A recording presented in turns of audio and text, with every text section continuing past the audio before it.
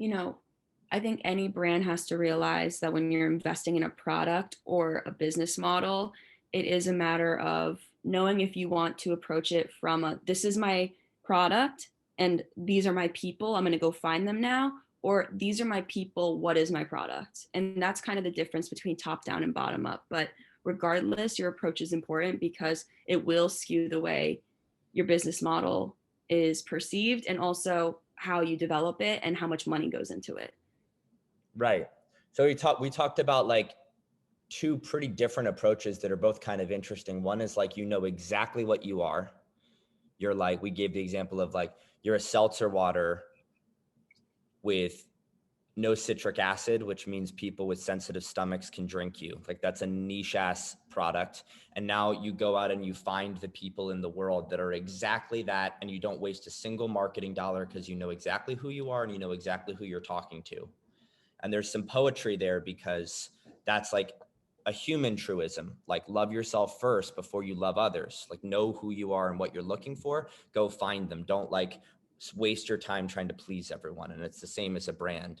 Or brands can actually reverse engineer by saying everything to everyone. We're a seltzer, we have different flavors, we're 1% for the planet, we're organic, we're da-da-da, like all over the place, and speak to all different people and see then who makes it into your funnel and who fucks with you, who comes back 2, 3, 4 times. And then, okay, now I know who we're talking to and what kind of brand we're going to be. So you can either, thought you froze. You can either know who you are and find those people, or you can talk to a shit ton of people to find out who you are. Mm-hmm. And I think that's how I think about the difference.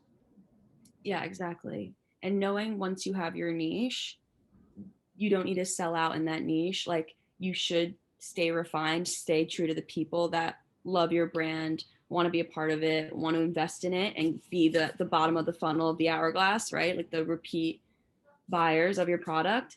But in that too, knowing that straying away and doing the easy option that might just be like the baseline strategy that's kind of like, kind of like the fast fashion of your niche can also jeopardize the brand. So don't be afraid to invest in those things that cater to you specifically and will cater to people just like you specifically. Because Yeah, that's how you build that following and like love, like following that loves your product. right. It's like this idea of restraint and what we talked about last episode of like,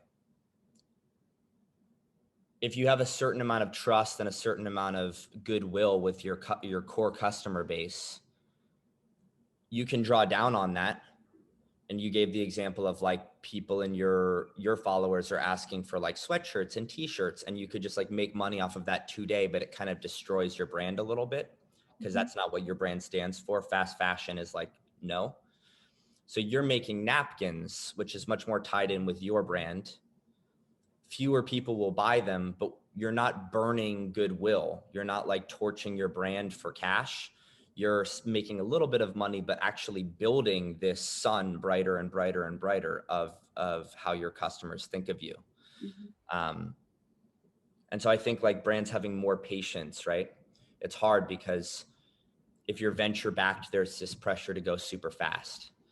If you live in 2021, there's pressure for instantaneous results because we're all conditioned to get Amazon packages 2 days later, or an Uber 2 minutes later, or Pad Thai, or a date.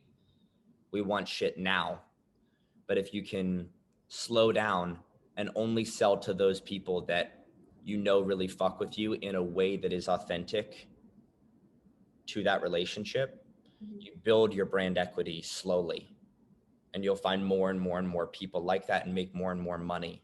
But if you rush it and you try to please everyone, you dilute your brand, lose who you are, and ultimately make less and less and less money.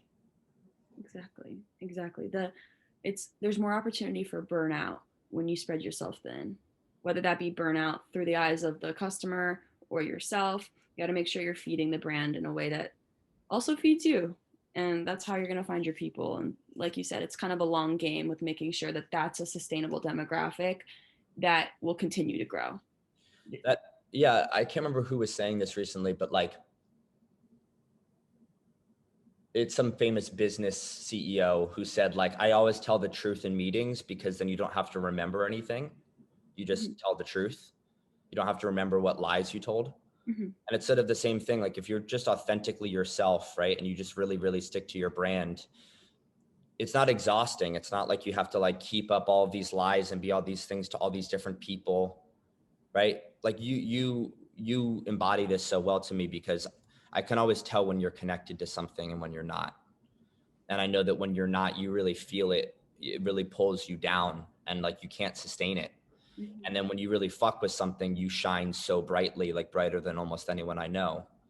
And I think it's true, whether you're a brand or a person, if you're true to yourself, fewer people like you, definitionally. But it's easier to carry on because you're being true to yourself.